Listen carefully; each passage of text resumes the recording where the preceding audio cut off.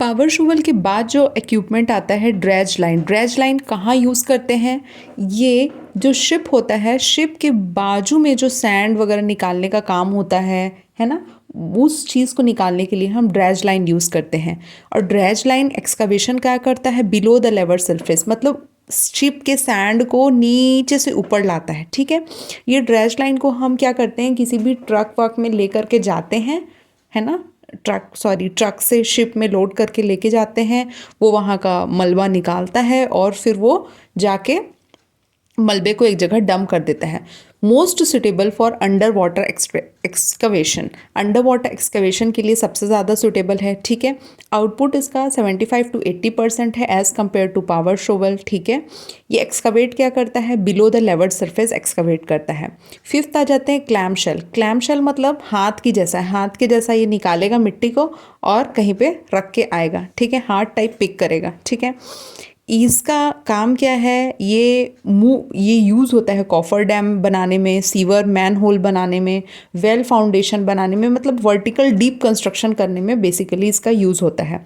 इसका किस टाइप का सॉइल को ये यूज़ करेंगे क्लैम शेल में? Soft granular material like loose material, gravel, sand या क्रश्ड स्टोन, इस टाइप के मटेरियल को क्लैम शेल में यूज़ करेंगे। ठीक है, देखिए याद रहे रखना है, क्लैम शेल में हम क्ले यूज़ नहीं करेंगे। क्लैम शेल में क्ले यूज़ नहीं करेंगे। क्लैम शेल में क्या यूज़ करेंगे?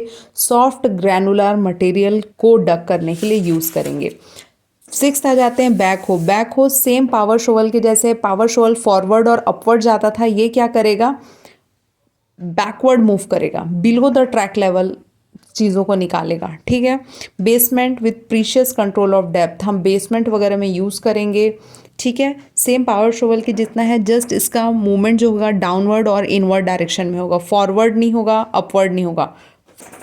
तो बैक हो का जो डायरेक्शन ऑफ मूवमेंट होगा डाउनवर्ड और इनवर्ड होगा, below the track level move करेगा। ठीक है, किस टाइप के सॉइल के लिए यूज़ होगा? स्टिफ क्ले, एकदम कड़ा क्ले के लिए यूज़ होगा बैक हो। ठीक है, अब एट्थ आ जाते हैं स्क्रैपर। स्क्रैपर क्या करता है? 3 काम करता है। क्या करता है? डिग करेगा, लोड करेगा, डंप करेगा, स्प्रेड कर देगा। ठीक है, स्क्रैपर बहुत सारे काम करता है। टॉप में से कुछ पार्ट को कट करता है, मिट्टी का कुछ डिस्टेंस तक लेके जाता है, जितना कलेक्ट हुआ है उसे वापस स्प्रेड कर देता है। मतलब बहुत अच्छा इंपॉर्टेंट इक्विपमेंट है।